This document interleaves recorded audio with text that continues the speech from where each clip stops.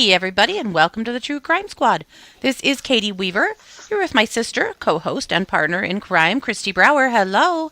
Hello, happy Monday. Hey, everybody. Yeah, it's good to be here. It's nice to be back to, just our normal schedule and Mm-hmm. be done with trial for a while. Mm-hmm. I love doing trials, but yeah, by the time it's over, I'm always like, oh, for God's sake. Yeah, for Yeah, sure. it's good to just be back to normal stuff. I've been Oh, Chandler loves working. the Beatles. Me Oh, too, well, of obviously. course. Uh, I've been working on the final Sarah song. I'm not quite there yet. I Oh, seriously considered giving Owens his own song over that closing debacle, but the more I've thought about it, the more I've decided to be very fair to Owens because he did jump in at the last moment to try to give Sarah a defense. He was also working with Sarah, of all people, to have to deal with. true. I'm going to give him a little bit of grace. I think he deserves it, though that closing was just nothing but horse shit. Yeah, But I that decided we're was not what going to you give him his call own song. bonkers to the bone. hmm Though we will give Sarah a closing song, a verdict song. Yes. It's hard Mm-hmm. to imagine how she could be shocked by the verdict, right, Jess? How? That just tells you That's everything about her. how Delulu she is. Indeed. Yeah. But that's. I wonder if the judge will get a letter now. Well, he doesn't even have to read them anymore. A Lucky 300 him. page letter about how mad she is about how this went down. Oh my God. Can you imagine that epistle from her? Mm-mm. No. But some fun news on our front. On Saturday, we hit the 1 million listens mark on Spotify. So, Yes, yay! we did.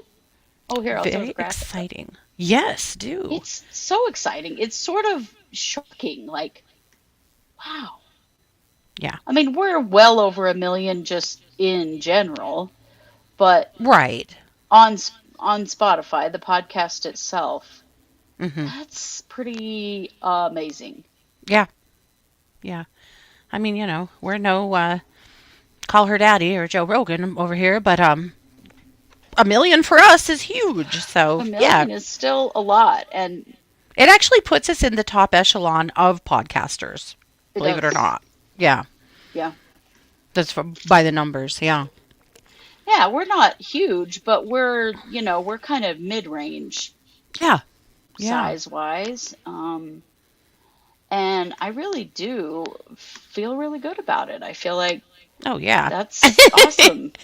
Shannon said, good thing we're nothing like Rogan. I just meant Yeah, in the numbers.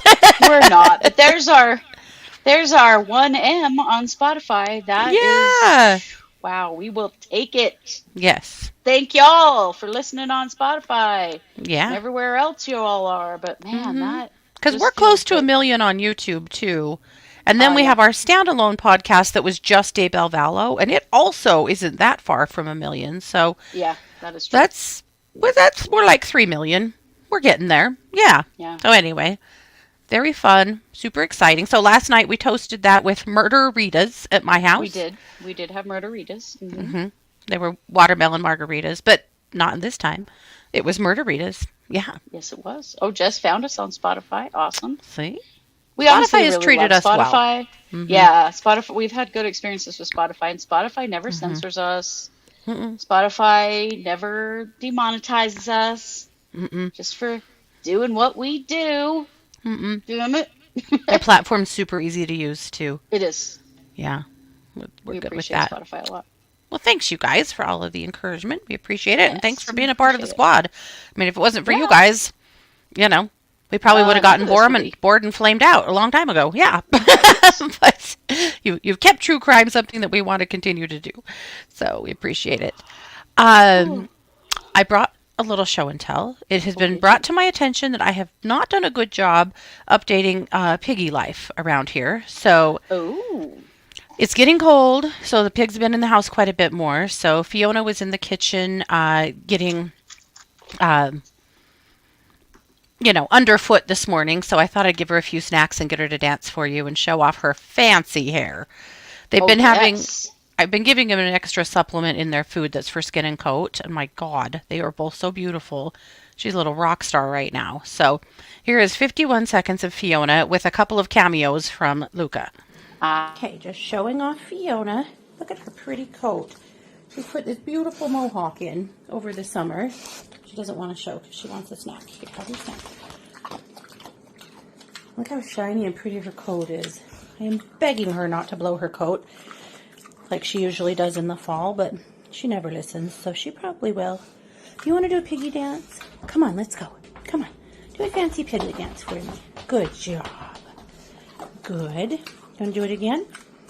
Let's go. Come on, do a fancy piggy dance. Atta girl. Okay. One more? All right, one more. Oh, you'll have to do your dance. Let's go. Great job.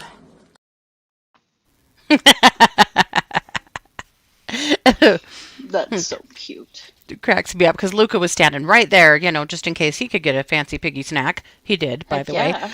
But Of every course. time she was spinning, she's like knocking him out of the way with her hip. Get out of here. This is my time to shine. Well, and Zig heard her in there getting snacks, and he came cruising up into the kitchen. But he was such an asshole. I tried to make a video of him too, and it just turned out so bad that I scrapped it. So we'll try again. But it wasn't Well, really his fault. It was the dogs getting too involved. He won't dance if the dogs are right there under his feet because he won't whack them out of the way with his ass like Fee will. So, that's so funny. yeah. The other request is that I have been told that I have not provided enough pictures of the puppy. Several of you have asked recently for an yes. update on her, and she is far from a puppy anymore. But I have a pretty picture of Nellie to share with you as well. I call her Nelephant, if that tells you anything about how big she is and heavy. Oh man, she was all over you last night. Oh, my hell. She Scratched clobbered the hell out of shit you. out of me. Yeah, she did. So this is what Nell's looking like these days. She's a big girl, but she was raised with little chihuahuas, so she thinks she's a little girl, and She does. she just leaps right in your lap, your face, jumps on your shoulder. She has no idea how big she is. But there she is. She is beautiful, though. Such a pretty dog. She is, and she's a sweetheart. But yes, she weighs a friggin' ton. Yeah. My God. She means no malice, but yes. She doesn't, but she still does harm, I'll tell you. Oh, She man. springboarded off my hand last night, and my hand's all scratched up. Yeah. They are not brother and sister. Nope. We got them. Fiona's about 3 months older than Zig. We had Fiona, and then the breeder called me and said, I have some pigs that I haven't been able to place, and are you sure you don't want another pig to go with yours? And we went, maybe we do. And it was really sweet. When we brought Zig home and sat him on the floor in the living room, Fiona galloped up to him, and they were both little at that point, and snorted all over him with her snout, just all over his head and his face and his neck. And he was doing the same to her, and it was like they were just like instantly best friends, sleeping together in the big piggy bed, just darling from day one. So yeah, but Zig is fixed, and so you have to fix male pigs if you're going to have them in the house because they have a musk, and if they get scared, they will deploy the musk, and you do not want that. It's awful. It's awful. That just deploying the musk, that seems like something that should never ever happen. Yeah, please don't ever Ever, deploy the musk. No, but they are very best friends. They spend really all of their time together. It's pretty rare to have one without the other, or to like walk downstairs to the back porch where they sleep and have one of them asleep in the house and the other outside. They're usually pretty close to each other. Yeah, that's very sweet. Yeah. But there you go. There's the piglets. And Nell. I did bring along a kitten video because I haven't been updating them very much either. Look at me and this, you.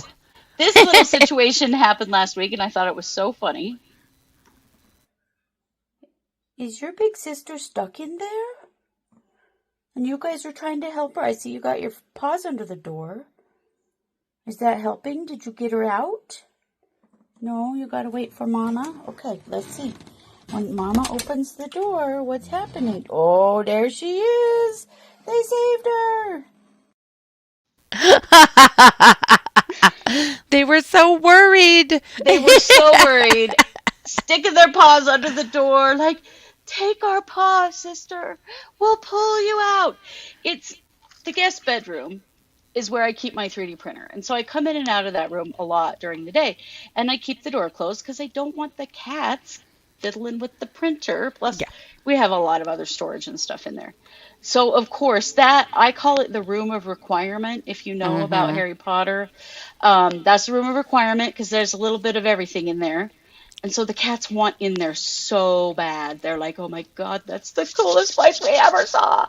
So someone is always getting locked in there. Mhm. And then I'll forget, and then I'll realize that one or both of, some of the other cats are like laying outside the door looking at me, sticking a paw under the door, like, hello, someone's in here. But those two with their paws under the door trying to save their big sister was so cute. And what's so funny is that she hates their guts. She's so naughty to them. She's so naughty to them, and they're still like, it's okay. We're still here to save you. No, she was like, "Get mama, you're dead meat." Yeah, she probably was. Yes, cats do hate closed doors. I keep my office closed here, this room where Mhm. where I podcast from as well, and they hate that. They want to Mhm. be in here, and I have a lot of craft stuff in here, and I just don't want them in the middle of it. And so as I push the door open, I'm like pushing cats away to get out. Mhm. I do let Sandy in here, and she was right here and then decided not to come in. I don't know. She's a little moody. But yeah, the paws under the door I thought was the cutest thing. Mhm. Right, and what happened to those tiny kittens? They're giant balls of fluff now. Mhm. Yeah, They they've have gotten really. grown a ton. They Yeah. have it. It's 90% hair. Mhm. They Yeah. they have so much hair. It is just wild. Right, JR? She just walked out and didn't even say thank you. It's No, true. she didn't. She didn't even look at them. Like, whatever. I told you to get mom. Oh, that's so funny. I love it. Well, there you go. There's a quick trip to both of our animal zoos. Yeah. Well, we do have plenty because we ended up on with the verdict on Friday night. We didn't cover Delphi, so we're going to do 3 days of Delphi for our main case today. But before that, Kristi, you're going to kick us off with a crime news update. Yeah.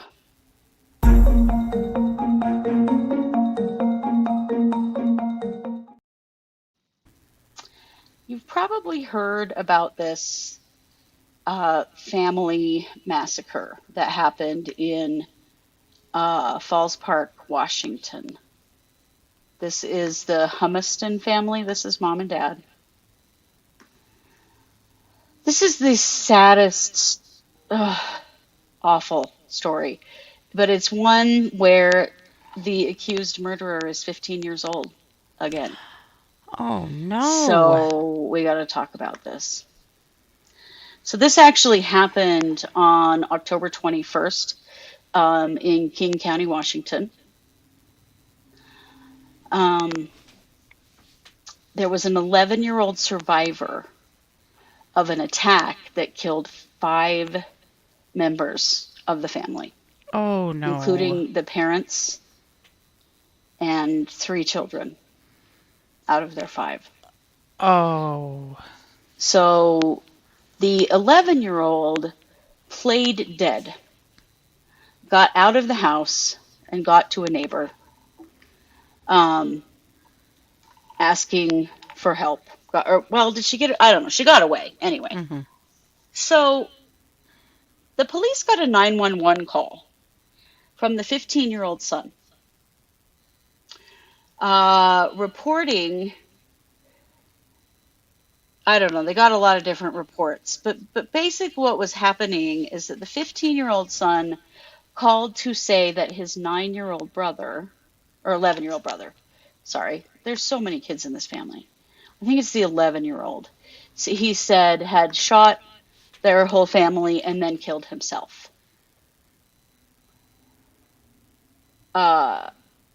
It turns out that's not the case. The 15-year-old shot all of them. And And also tried shot to his blame it on one of the siblings? and tried to blame it on his sibling and say that the sibling who was dead had done it and killed himself. Oh. Oh. And the 11-year-old little girl was shot, but she played dead and managed to get away and survived. Oh my She gosh. So played she dead, could and tell the truth about what happened. yeah. She says that she heard screaming outside of her room um, before the 15-year-old son, who is the oldest child, came in and shot her on her bunk bed. Oh my She God. said that she saw the bodies of her family members in the hallway outside her room, and that she escaped through a fire window from her bedroom. She went to a neighbor's house and reported what had happened. And in the meantime, oh, it's the 13-year-old brother. God, it's a lot That of he kids. blamed. Okay. Yeah. In the meantime, 15-year-old had also called the police and Mm-hmm. claimed that the 13-year-old brother had shot everyone and died by suicide. But it Oh my turned out to gosh. be, in fact, the 15-year-old child. Oh dear God.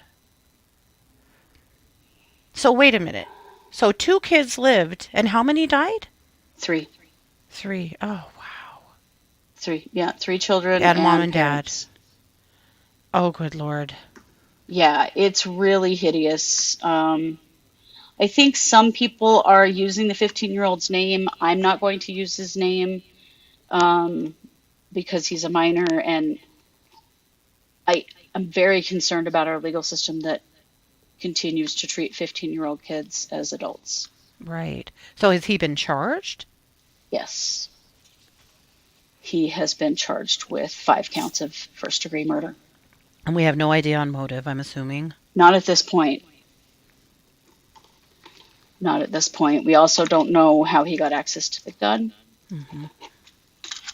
But yeah, the 11-year-old, super brave, Yes. Yeah. witnessed this whole thing, managed to get away, and now has to tell the world that her brother, her big brother, killed her family And tried to kill her. and tried to kill her. But the fact that he called the police, like that he Yeah, set that up that way, that is terrifying. it is terrifying. Yeah, it is terrifying that, yeah, Mm. he tried to get away with it Yeah. by, blaming one of the other kids, which is kind of makes you think maybe this was a planned thing, Yep. It that he certainly had does. Yeah. had that wherewithal to do that. I don't know. Hmm. This is in Washington. It's in Falls Park, which is in King County. What was his story about how he didn't get shot and killed? Did he come home to this? I think so. I'm not totally sure because there's multiple versions of the story going around, and so it's a Hmm. little hard to know. All we know for sure is that he called 911 and claimed that the Hmm. 13-year-old had done it, and But I'm assuming he didn't know the 11-year-old was alive at that point. no, no, he thought she was still on her bed because he Hmm. shot her on her bed. Yeah. But oof, Oof. Okay. Well, yeah. wow. So we're gonna keep an eye on this. I want to see what Washington State is gonna do with this Yeah. 15-year-old. I I really hate that we're jumping immediately to treating 15-year-old children like adults. Hmm. And I'm not saying that what he did isn't wrong. I'm saying we got to treat him where he developmentally is. Hmm. We don't know why. There's a lot of stuff we don't know yet. Right. So I just wanted to start talking about it so that we can then continue to cover it on a more detailed situation. Sure. But the family's name is Humiston, and I'm sorry, it's not Falls Park. It's Falls City. My brain today. It is Fall City, Washington, in King County, Okay. and the Humistons are the family. So all the love to the remaining family and to the community. Can you imagine if this No. happened at one of your neighbors' houses? What a horrific shock. Your Yeah. kids went to school with these kids, and there's so much. But I mean, that's a lot of shooting.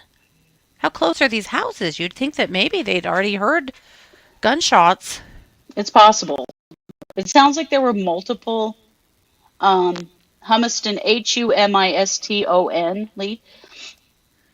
there were multiple 911 calls. It all kind of happened at once. And definitely one Mm-hmm. was him and one was the neighbors. And Mm-hmm. there may have been others as well. Because, Sure. yeah, it is a lot of shooting. Yeah. Whew. Okay. So Well, we'll definitely have a lot more to say about that going forward. But I wanted yeah. to bring your attention to it, particularly if you live in that community and you don't know about this. Mm-hmm. It's good to be aware of what's happening in your community and be aware of what your state is doing when it comes to how are they handling minors who are committing these kinds of crimes. I think it's Yeah. something we have to become aware of, and what are our state laws, and how are our legal systems handling this, Mm-hmm. because this stuff is happening quite a lot, Mm-hmm. and it's being handled very differently in different states. Yeah. Very much. Um, but I'm curious to see what Washington's going to do. They have charged him, Mm-hmm. but some news outlets are not reporting his name and others are. Uh-huh. So I'm not going to say it, but Yeah. Lee said, I can't believe an 11-year-old would have to think about playing Dead to Survive, right? And you know, the right, sad part is she probably learned to do that at school. she probably did. She probably did, with the potential that a shooting like this would happen at her school, and then it Mm-hmm. happened at her home instead. Yep. America, we are out of control. We are Totally. out of control with guns. Yep. We are. And why did this kid have access to the gun, to the Yeah. ammunition? Where did the gun come from? Whose gun Mm-hmm. was it? These are all questions that we have to answer, because we Yes. have to figure out how to keep guns out of the hands of our children. Yep. And we're doing a shit job of it. Yep. So, with that, Katie, I'm going to kick Yeah. the mic back to you for our main case. Okay.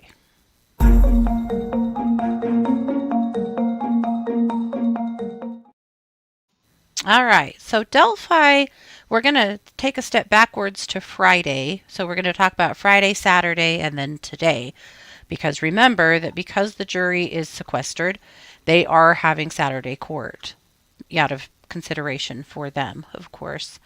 So on Friday, a juror was released. Oh, really? A juror was dismissed in the afternoon because it's been said that there was a family emergency. Mm. So that's They have a bunch of backups, don't they? A bunch of they do. alternates. They do. They have a pretty robust jury. Yeah, and that's the first to fall. So, yeah. All right. So court starts at 9 on Friday. The judge shares that the jury had supervised access to their phones Thursday night. The state calls Melissa Oberg. Melissa works for a clinical asset health management company. She does data operations for them. But before that, she was an Indiana State Police forensic firearm examiner. She says she resigned from that position in 2013. So she told the jury that she looked at the cartridges in the case, did function exams on the firearms, and did tool mark examinations. So tool mark industry is a part of the forensic field that obviously involves trying to identify tools used in crimes. I mean, we've seen the tool mark analysts in other trials, of course, particularly I'm thinking about in De Belvallo. Mm-hmm. She has testified 112 times. She said that a tool typically is something harder than the object it comes in contact with and leaves softer objects with a mark. She said a tool mark is features imparted on an object by the contact and force extended from a tool. Okay, we know. She says there's two kinds of tool marks, impressed and striated. She says that a cartridge is a single unit of ammunition, a bullet, designed to go into a firearm. Within that cartridge, there's a casing, a primer, powder, and the bullet. The bullet itself is what's the projectile. So she shows the jury a full cartridge. She's explaining the parts of a firearm now and explains the inside of a firearm and how the components work. She says that the tools in the firearm are harder than the cartridge or bullet that they come in contact with. And that's Right. why the internals of a gun can make a mark on the cartridge. Right. She explains what it means to cycle a cartridge, which is basically putting a bullet in and then, or cartridge in a gun and then retrieving it from the gun without shooting it. Mm-hmm. She shows the cycling of a pistol with an actual firearm. To show them exactly how that looks. So then they start talking about how an analysis is performed on a firearm. She says that the main thing that allows an examiner to make a conclusion is test firing a firearm and comparing the two with microscopes. Yeah. Meaning, what she's telling you is that they had the unspent cartridge that was buried in the ground between the girls. She took that cartridge. She took a gun, a Sig Sauer that was found at Richard Allen's home. She put a similar bullet into that gun and fired it, and then took the cartridge and compared it to the unshot cartridge and compared the marks on the two, and that's how she came to her conclusion that that came from Richard Allen's gun. How many times has she done that experiment? With how Yeah. many different guns and how many different kinds of bullets? Mm-hmm. Because there is no standard around this at all. Yep. So they pull out the actual cartridge. She says it was tested for DNA first. There was no biological substance on it. There was no fingerprints on it. It was in good condition. She says it's a Winchester .40 caliber cartridge. We've also been told it was a Smith & Wesson. Right. This cartridge has been called several things, but that's what she said. And how do we even know it is the same cartridge at this point? If they can't even identify it. She herself said that she couldn't rule out that it came from a different gun. In fact, Good. she couldn't rule out that it didn't come from a gun that they had confiscated from Ron Logan's house. Really? Mm-hmm. I hope the jury was really listening to that. Mm-hmm. Because this is supposedly the smoking gun evidence they have against Richard Allen, and that is nothing. Yeah. So they come back in, they have a recess, they come back in. Then she shows a PowerPoint presentation that is what brought her to the conclusion that the gun collected from Allen's home had indeed cycled the cartridge. So again, she tests another cartridge to see if the tool marks match and says that 5 images, she shows the jury 5 images of the test cartridge compared to the cartridge at the scene. She says that several marks are in agreement. She again testifies that the cartridge at the scene had not been fired, but that the test cartridge had been. She says there's research to back up doing it that way. You guys, if Melissa Oberg... So, wait a minute, she's firing the test cartridge? Yeah, that's what I'm saying. Holy The test shit. cartridge is fired. Yeah. So this is an apples to oranges comparison that means nothing. 100%. Yeah. Jesus. Yeah. Well, it's a 40 cal, so yeah, you can.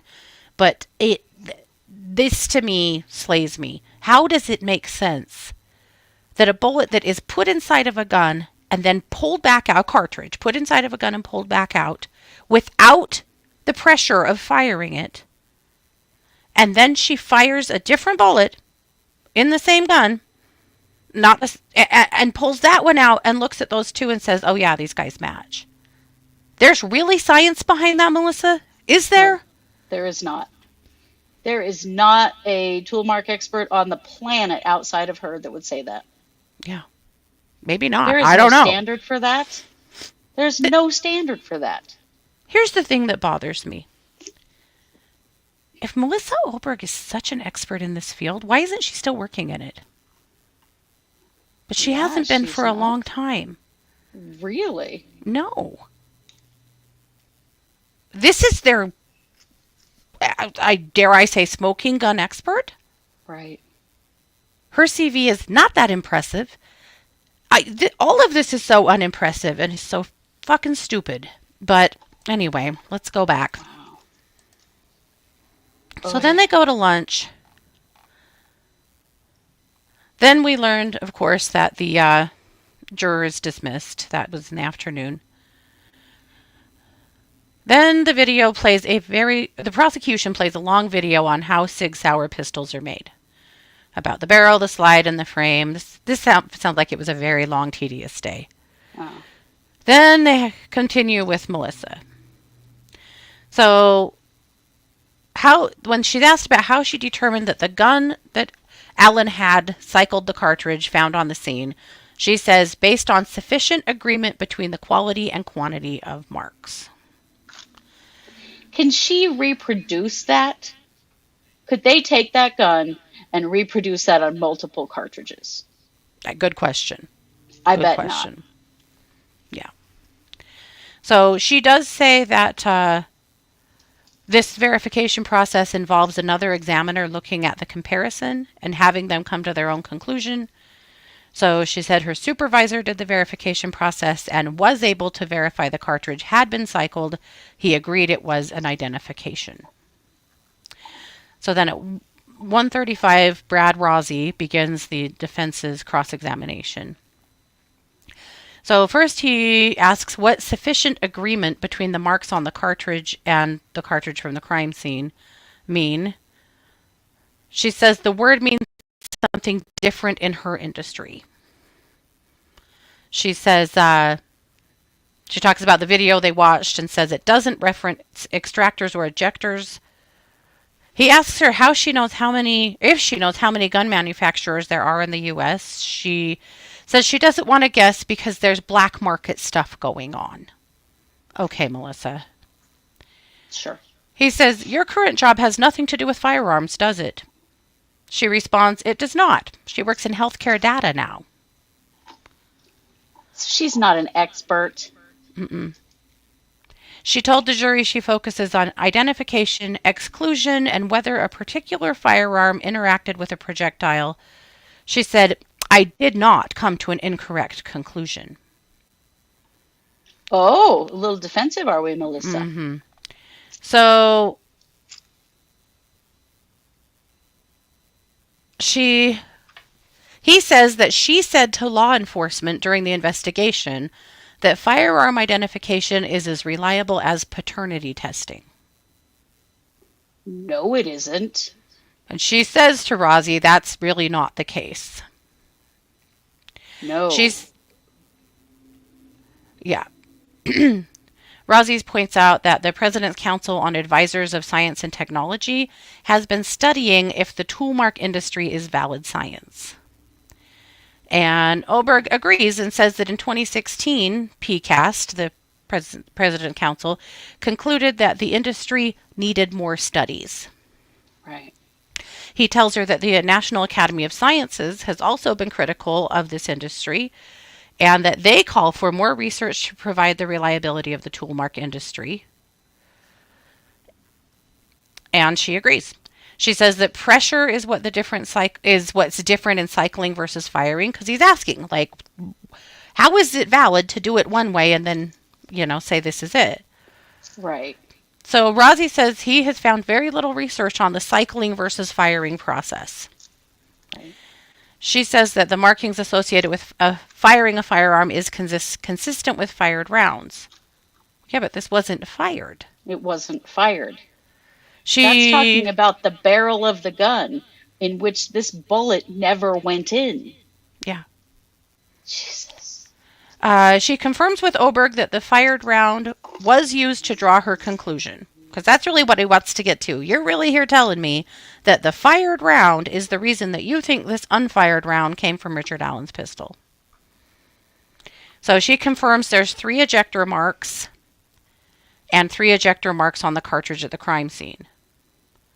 So Rossi said, not nearly as much as you might find on a fired round, correct? She said she'd not examined the cartridges under a microscope before testing. Seriously? Uh-huh. This is bullshit.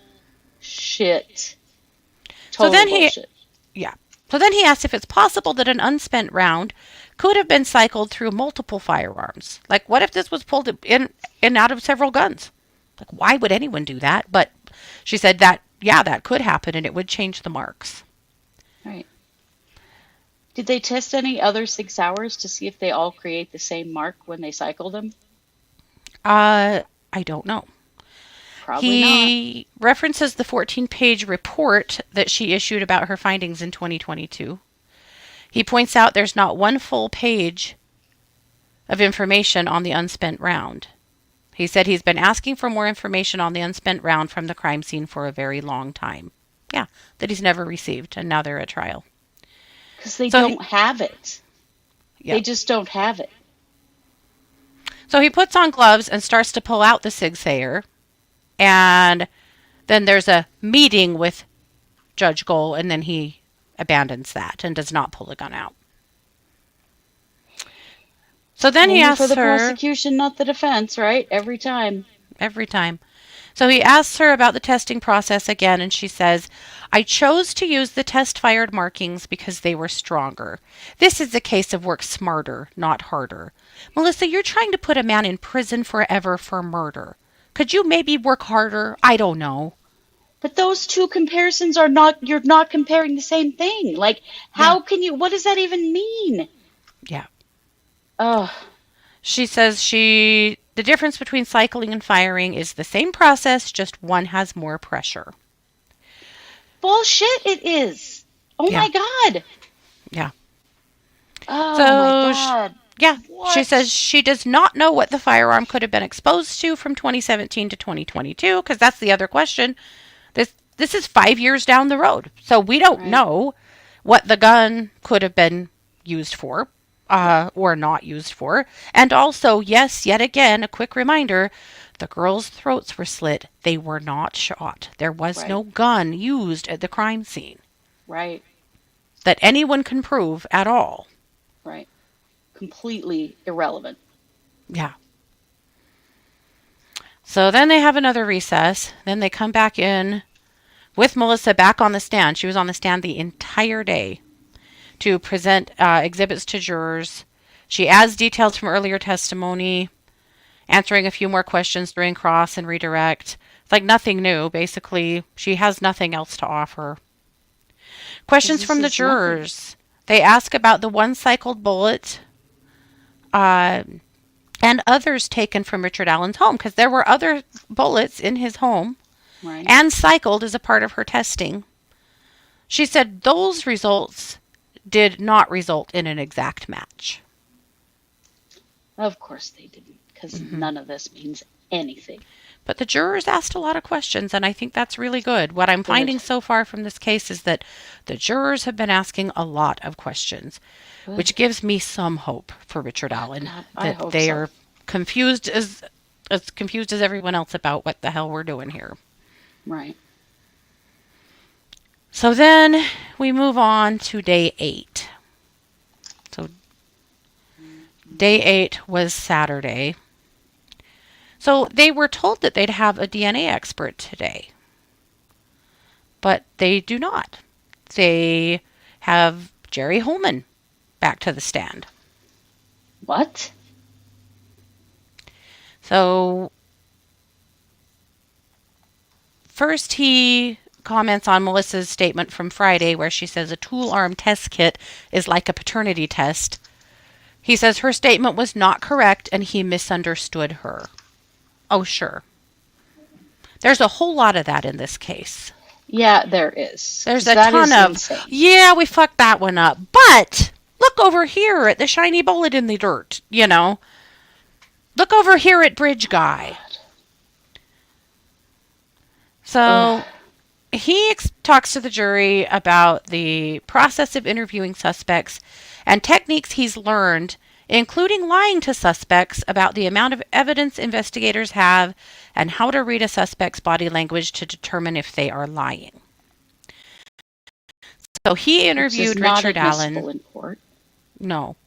He interviewed Allen at the ISP Lafayette Post. He said that Rick Allen's wife came with him. He said he did not plan on arresting Rick at the beginning of the interview, but he read him his Miranda rights anyway.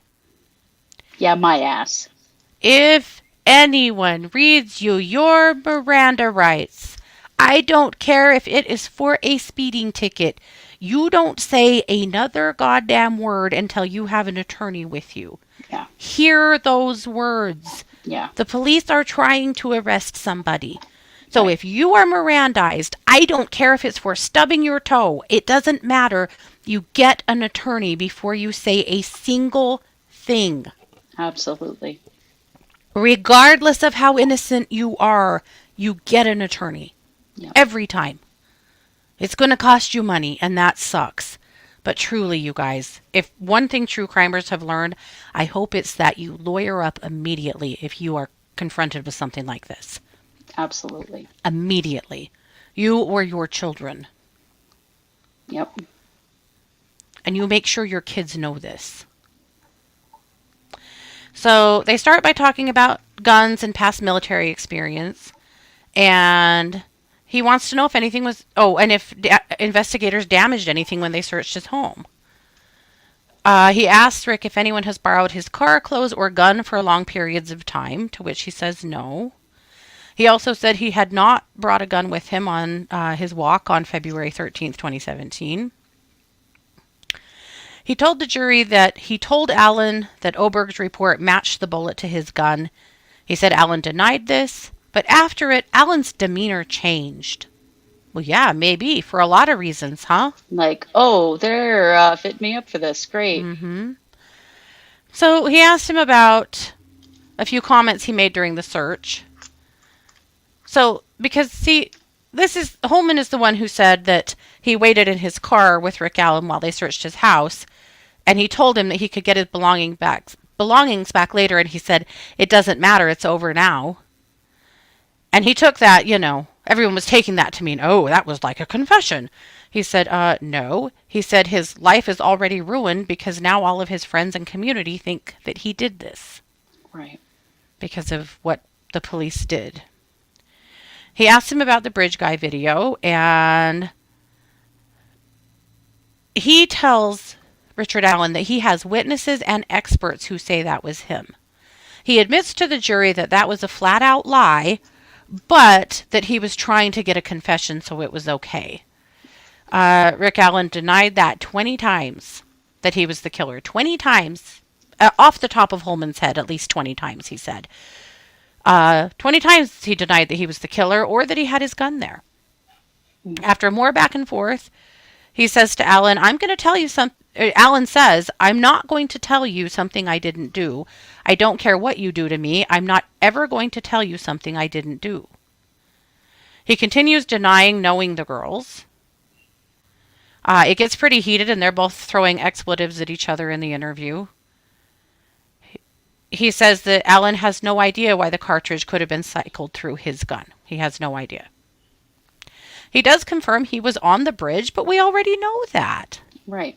He self-reported that. Mm-hmm. Holman says he overheard Allen speaking to his wife, Kathy, telling her if she asked for a lawyer, they'd let her go. Richard, why didn't you do that for yourself? Right.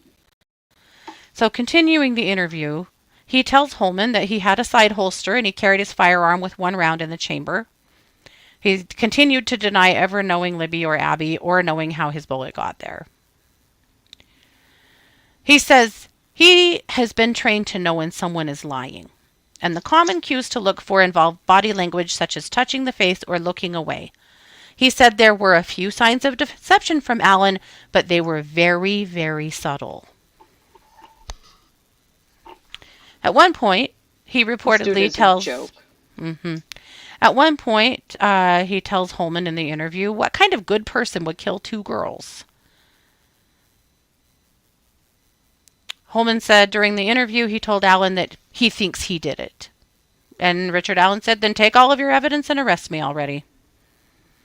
So they did. Wow. So Baldwin starts his questioning. mentioning that though Holman did read Alan his rights, the beginning of the interview wasn't recorded. Yeah. Of course not. And Holman says it wasn't recording when they got the camera, but when they got the camera to record, there was a delay in the footage, which doesn't show him walking into the interrogation room. Of course, just more tech issues. Mm-hmm. Baldwin told the court this was one of many missing videos in this case. Yeah. Then he moves to admit Alan's 2 October 2022 interviews for evidence. Gohl agrees that they can show the videos to the jury sometime next week. Mm-hmm. So then they have a break. Then they come back to continue cross. Holman asks, or tells the jury he told Richard Allen 2 lies during the October 26, 2022 interview. One of the lies, that he wasn't lying. He said, "I'm not lying to you, Rick. That's unethical," while he's lying. Then he told Allen, "You're going to drag your fucking wife and daughter through this because you're too fucking bullheaded to get out in front of it." Cool. Then Jeez, Alan, why did you not say attorney? Yeah. So then Baldwin says that Holman says this to get into Allen's head about how it would impact his family. He also said that Holman did not send the unspent cartridge to another agency for a second test to see if it matched the sour. He also says that on Allen's drive home after the interview was recorded, sorry, I'm not understanding what I'm reading. He continued by saying Allen's drive home after the interview was recorded. Oh, got it. But a quote Holman claimed Allen made earlier in October was not recorded. Right. They're still just ad-libbing and saying, oh, we must have not got that on tape. What a bunch of bullshit. Then he asks Holman about the theory about where Richard Allen's car was parked on February 13th. He says he doesn't have a theory, but couldn't name witnesses who knew where his car was. He said he didn't watch security camera footage that shows Allen's car near the trail. So he just doesn't know. He doesn't know. So Baldwin says other law enforcement officers said that Allen left the crime scene by 3:30 and his role in the murders was finished by 4. Or that's what other law enforcement officers have said. So he mentions to the court that Libby's phone would give a good timeline. Holman then tells the jury that he believes only one person killed Libby and Abby, but at first thought that more than one may have been involved. So when they first saw the crime scene, he thought maybe it was more than one person, but now he thinks it was just Richard Allen. Isn't there DNA of 2 people that are not Allen? Kind of. We'll get to that on today's. So he comments on remarks made by past law enforcement about Libby's death and says that he didn't think that what they said about Bridge Guy was accurate. Apparently there's a service that they could have used to run through the Bridge Guy video to get more accurate data, but that would have cost about $10,000. So he asked Holman if he knows about the hair found in Abby's hand that wasn't fully DNA tested until last week. Last week is when they finally tested that hair. Oh my God.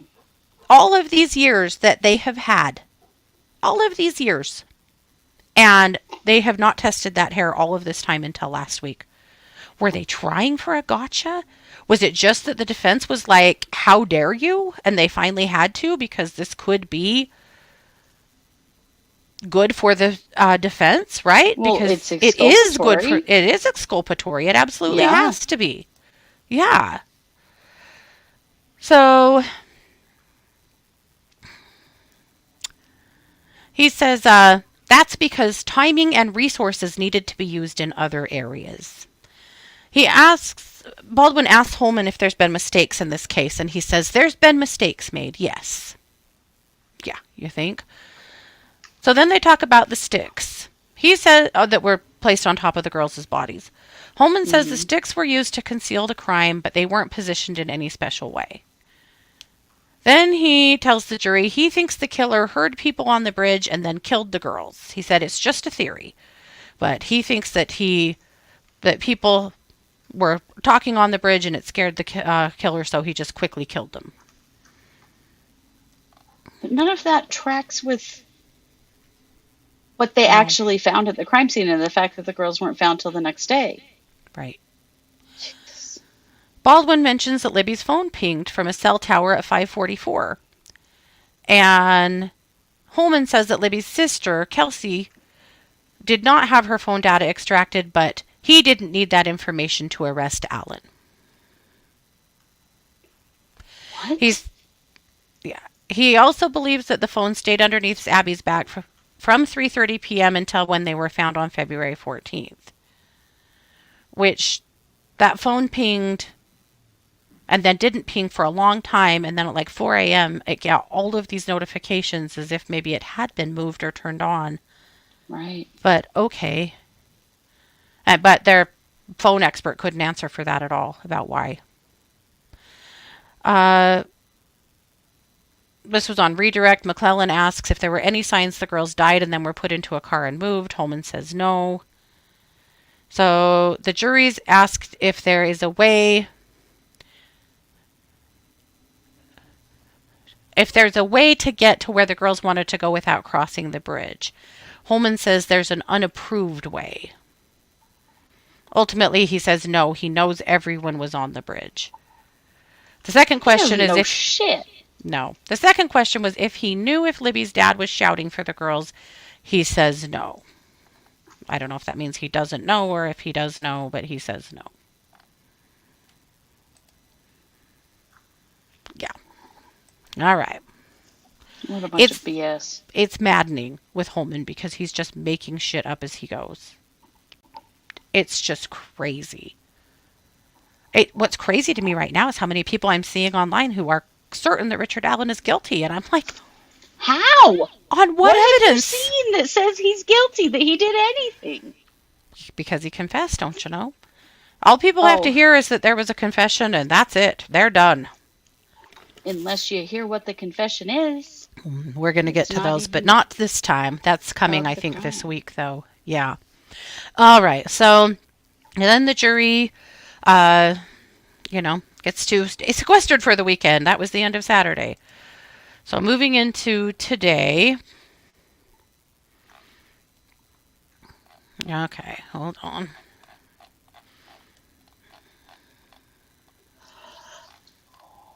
All right. So for today, Judge Gold says the jury had family time on Saturday and supervised access to their devices. All right. For the state, James Luttrell begins a direct examination of ISB forensic scientist Stacy Bozanovsky. Stacy Bozanovsky.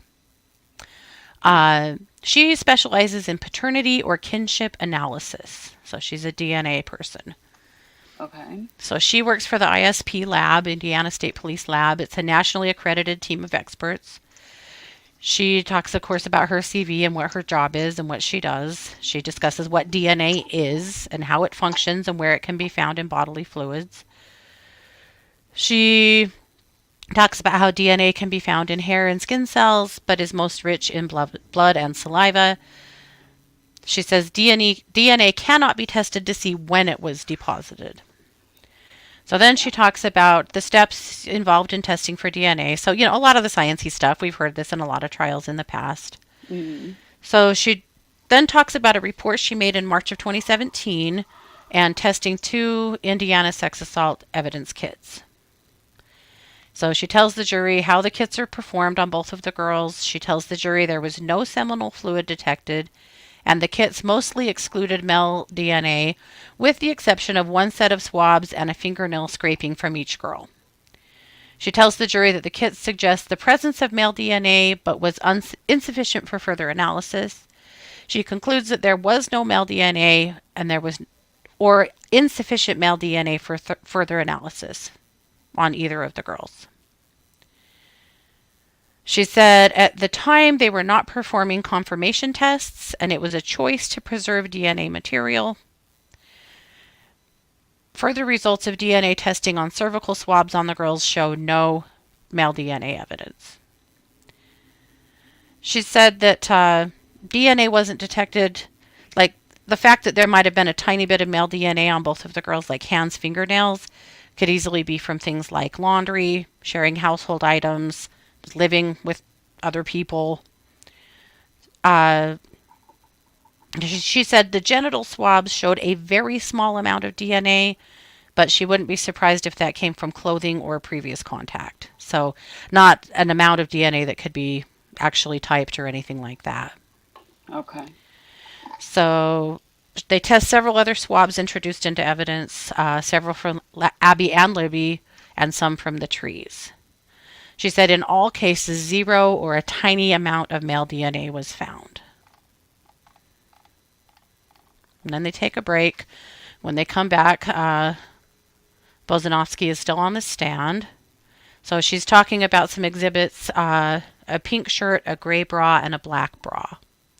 So she points out blood on the pink shirt and on the gray bra and the black bra. They all have some possible blood on them. There are 2 strands of hair on the shirt. One was from Abby and the other did not have enough DNA to identify. The gray bra also did not have enough DNA to be conclusive. She says the black bra had 4 strands of hair and none of them had enough DNA to be conclusive. Then they show a black Nike shoe that was found under Abby's back. This, I believe, was Libby's shoe. The other was in the creek. So she says there's hair on the shoe that she thinks could have been from an animal. There is blood on the shoe that was partially Abby's, but the rest of the blood needed more analysis. Then the prosecution shows the jury blood swabs from the area where the bodies were found, specifically the ground and the tree. So 5 of the swabs were Libby's blood from the ground and 2 were from Abby. Then they do some swabs from the blood on Libby's index finger and pinky. The state shows the jury more clothing, a sweatshirt, 2 socks, a green headscarf, a tank top, the other black Nike shoe, a pair of jeans, and a tie-dyed shirt that were all recovered from the creek. She says everything from the creek, those samples have degraded pretty good, and DNA was partially removed, so they were a little harder to identify anything. The shoe had no blood or seminal fluid. One swab did have DNA, and it was determined to be Abby's. The jeans had swabs done, mostly Abby's DNA and a small amount of Libby's DNA. The tie-dyed shirt had mud stains, many mud stains, but no blood or seminal fluid. It had 1 hair strand on it with not enough DNA to determine its source. The sweatshirt from the creek, she said, was cleaner, but had no blood or seminal fluid, so DNA could not be determined. There was a pair of underwear in the creek. She says there was no blood or seminal fluid. It did show swabs that identified Abby's DNA. There was a sock. It had no blood or seminal fluid and could not be determined who it belonged to. That was the black sock. The pink sock had no blood or seminal fluid on it and had 3 strands of hair, but she could not determine who they belonged to. She said the green scarf in the creek may not have been related to the timing of the crime. There was no DNA on it. The tank top had no blood or seminal fluid, and a swab was taken that couldn't determine DNA from a partial profile. So then they reference a black hooded sweatshirt and a swab from an iPhone. They say that the swab from the iPhone showed no blood and they could not make any conclusions on the DNA. 22 swabs were taken from the hooded sweatshirt, trying to avoid the blood. She said the first swab was consistent with an unknown male. Guess who that unknown male was? Someone who, it was later found to be someone who worked in the lab. It was just cross-contaminated. Right. Mm-hmm. The other swabs showed DNA mostly from Libby and Abby. So then they talk about swabs from the tree branches. She says these were done in the ISP post in the Lafayette, Indiana branch. She converted a conference room to an exam room there. She says that she examined the branches for blood and skin cells and took several swabs and did lab testing at her main office. She says most of the branches did not have conclusive DNA. 2 swabs tested positive for Libby's blood. She talked about how difficult it was to get swabs and recover DNA from the creek. And the challenge of testing hair is that it has to have a skin tag at the root, and natural shedding doesn't have much of a possibility of DNA testing. So in total, she sent a sample of 72 hairs to the FBI. They came back and said that 3 hairs were not consistent with Abby or Libby. She chose not to test using rootless hair as there's not enough hairs to even send, and there was a low success rate for the testing. She talks about that a momentary touch of something doesn't mean there will be touch DNA, and basically that blood's always going to be a better source of DNA than touch DNA. The prosecution asks, did you find DNA of Richard Allen on the DNA samples submitted to you? She says, no, she did not. She did not even create a male profile for any of the DNA because there wasn't enough to. It's time for lunch. Judge Gold tells the members of the jury that she does not do court in their bedroom, and she'd appreciate it if they didn't sleep in her courtroom. Oh, wow. She's such a supportive and kind human being. She's always a ray of sunshine, isn't she? My God. So they take lunch. They come back. Jennifer Auger on defense is cross-examining Stacy Bozinvinsky. So she asks her to explain what technology extracts DNA from strands without a root. So they talk back and forth about the tech. Stacy says it's still being expanded and not in full force, and that it's only being used for unidentified human remains. Because the state feels like they had all this hair that they chose to not test. Why did they not at least try? Yeah. So she asks about some hair that is still at Bozanovsky's lab that hasn't been tested yet, and wants to know why that shouldn't happen now. She says Richard Allen is on trial, and this is potential evidence, right? She asks if any hair samples from Richard Allen have been submitted, and the expert says no. Of course not. Because he didn't fucking do it. None of his stuff is there, and they all know it. They know it. And they don't want to pay for it. At the end of the day, this is about money. They don't want to pay for that deeper dive into that. This happened in De Belvallo, too, Yes, it did. But they don't want to pay for it. They don't have a damn thing linking their suspect to these bodies. Nope. And So they they go- still don't want to pay for it? Like, Yeah. the hell? But you want to put this man in prison forever. It's exculpatory. It's crazy. So they go back and forth about hair found in Abby's right hand, right? And the hair samples from Libby German's sister and grandma were only tested recently. And Auger wants to know if she understands why that would be, considering how many years have passed since the murders. Stacy says that the lab did not develop a DNA profile from an unknown male based on rape kits, despite mentioning they had reason to believe from the case information was provided it was a male perpetrator. But they don't know it was a male perpetrator at all. They sure don't. But that does mean that Richard Allen was included in that profile. They've got nothing. They have nothing. So she says regarding the samples, the majority of results can't determine the amount of people contributing to DNA on items. Because, Auger's like, what's going on? You have all of these all this male DNA or, potentially male hairs that were never typed into a DNA profile. Why?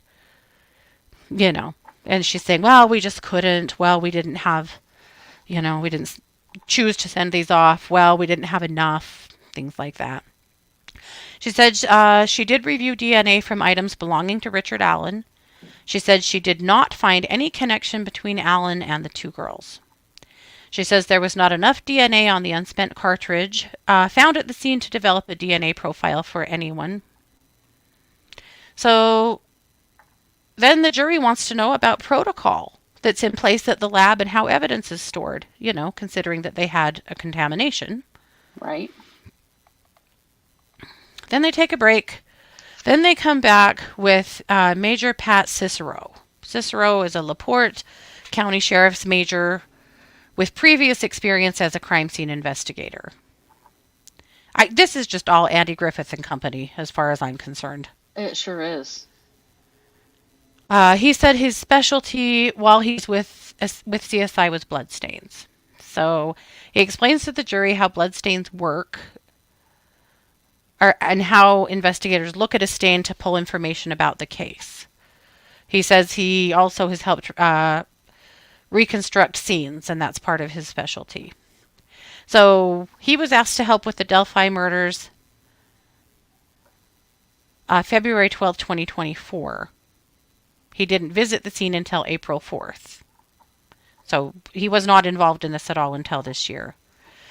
The state shares a number of exhibits which show stains at the scene and a diagram of where the bodies were found. He points out a blood stain on a tree, explaining it was a transfer stain. Transfer stains are left behind when a bloodied object comes into contact with another. So he in other wasn't words, present when any of that evidence was collected? no. So what the fuck is why is he even there? Like how can he even speak to it? He used to be a CSI. Oh my God. So I guess he's an expert witness. So What?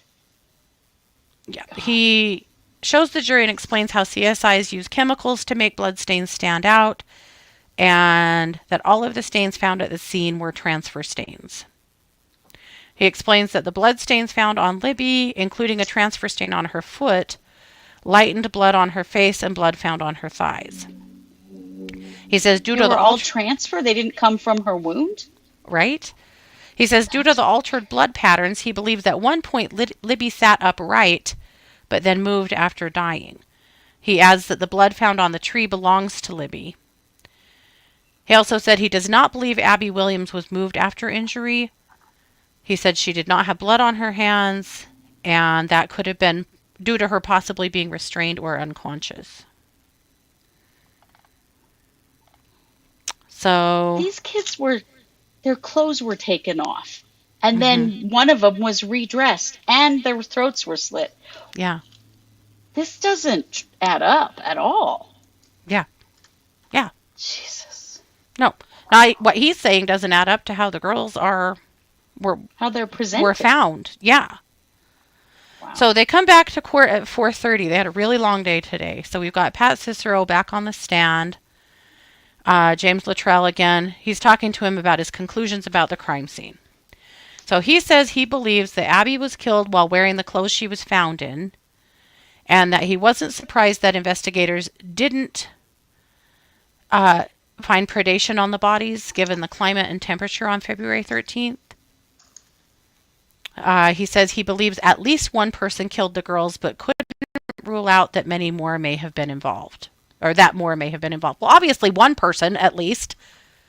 Dumbass. You think at least one person killed the girls, but maybe more did? Well, no shit, Sherlock. I mean, come on. But that doesn't really put a lot of confidence in the idea that it was just Richard Allen that did this, does it? No. So then we have Jennifer Auger on cross.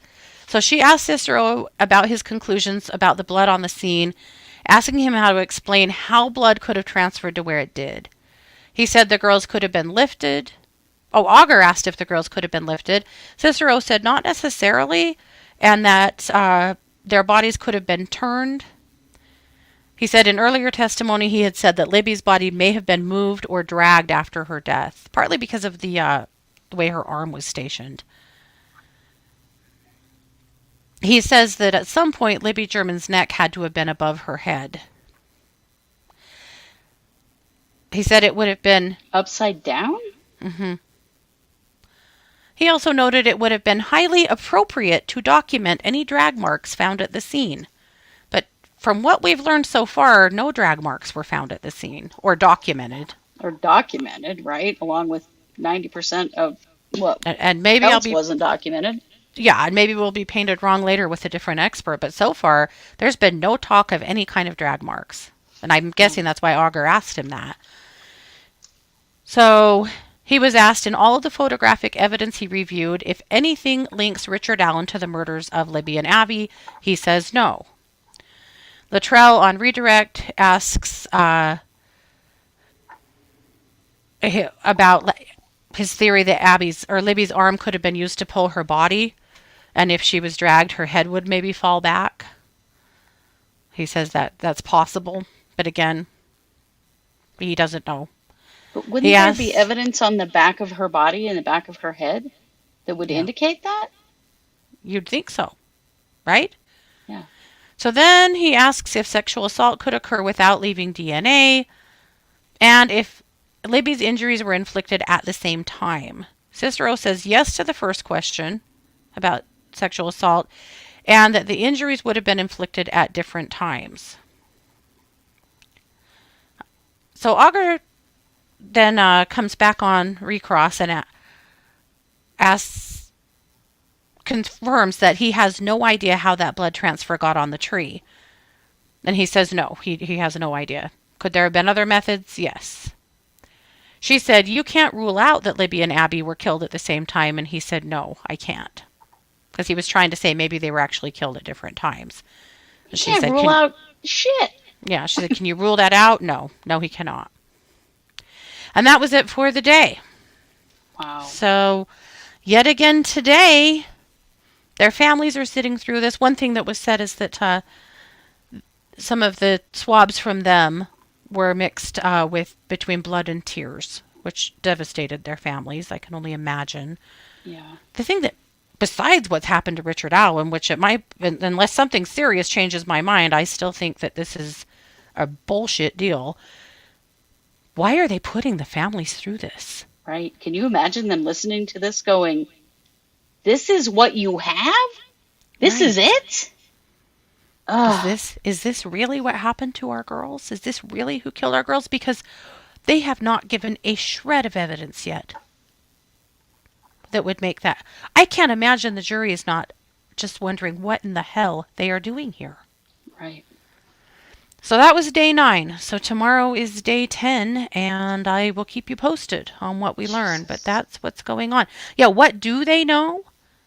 What do they know? Nothing. Yeah. It's They hard have to screwed this up imagine so royally that how they were ever allowed to arrest and incarcerate Richard Allen and keep him not on bail is insane right. to me. I think Right. it's scary because not to just be fear-mongering here, but this could happen to any of us if this could happen here. It could. It On absolutely this could. absolute weak sauce evidence, complete lack of evidence, Yeah. I just wonder yet again if things would be totally different now if he had lawyered up immediately. And maybe Right. it wouldn't, but I wish he would have. They just wanted someone to blame, and that's how they're trying to make this case fit him. And it just doesn't No. at all. Gran said, I'm sure the families have been lied to by the police. I'm sure that's true. I'm sure they have no idea what to believe at this point. But of course they want justice for their kids. Of course they do. Can't blame them Right. for that. Of course they do. No, but But they've got to be looking at this going, this is all you have? I think it's a What little the scary hell? how easy Jerry Holman lies. It's pretty Oh, hard to know what's true and what's not with him because he lies about lying. yeah, he sure does. Yeah. But even with all of the lies about lying he made to Richard Allen, he never cracked. He never said shit. He continued to say, I'm not going to tell you I did something I didn't do. Even when Yeah. he, kind of low-key threatened his family, he still didn't admit to anything in that Yeah. interview. So, God. I'm going to let my blood pressure come back down. And we'll keep an eye on this tomorrow to see what happens tomorrow. Yep. Wow. But as always, wanting to remember that this case is about Libby and Abby and their families more than anything else. I And the just justice want that to they see deserve. justice for them, and this ain't it. No, this ain't it. This is the damnedest shit I have ever seen. Yep. Yeah, it is. Well, I'm going to kick it back to you for a little crime news update. No, It's WTF. some WTF. It's WTF.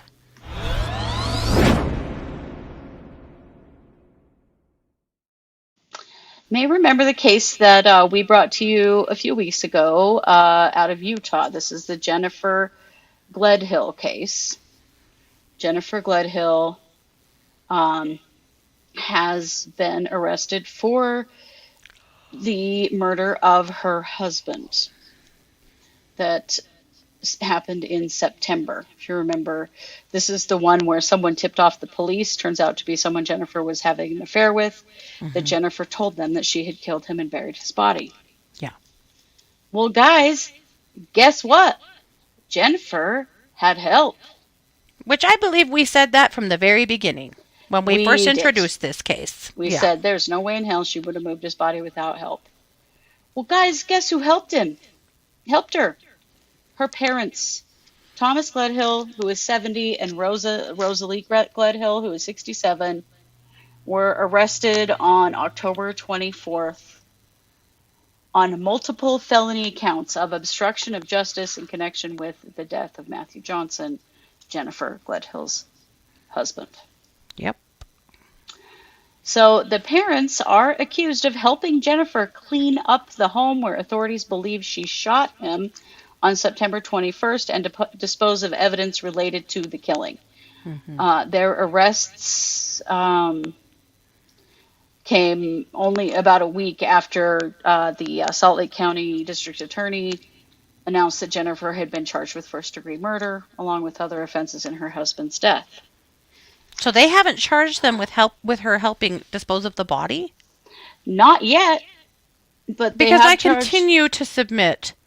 There's Yes. no way in hell she did this by herself. No, Her husband no, was a big man. He was a big, fit, he was. muscular man. Yeah, She claims she shot him dead in their bed, transferred him to the back of her car, drove him to an undisclosed still location, dug a grave, put him in it, and buried him up, and came back home and did all of that all by herself. There is right. no I way don't believe on the it. planet of Earth she did that herself. Well, the mattress that he was killed on is missing.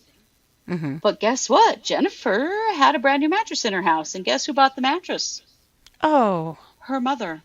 dear old mom and dad. Wow. She said that prosecutors said that the mother told investigators that she bought the mattress because Jennifer asked her to. Yep. There's been lots of blood cleaned up with bleach and all kinds of things. They've got witnesses who saw the parents at Jennifer's house on September 21st, clearly helping her clean something. Mm-hmm. Like, can you imagine this? Yeah. They helped her. Why did she kill him? She was having an affair. And wanted to get divorced. Yeah. And things were getting messy. Yeah. Yeah. Right, is this Laundry Yeah. 2.0? Somebody I else said, know. can you say Gabby Petito? Yep. Like, how screwed up is this? That your daughter tells you that she's killed her husband, and so you help her clean it up and cover it up? Yeah. What? So, we don't know exactly, they have not found his body yet.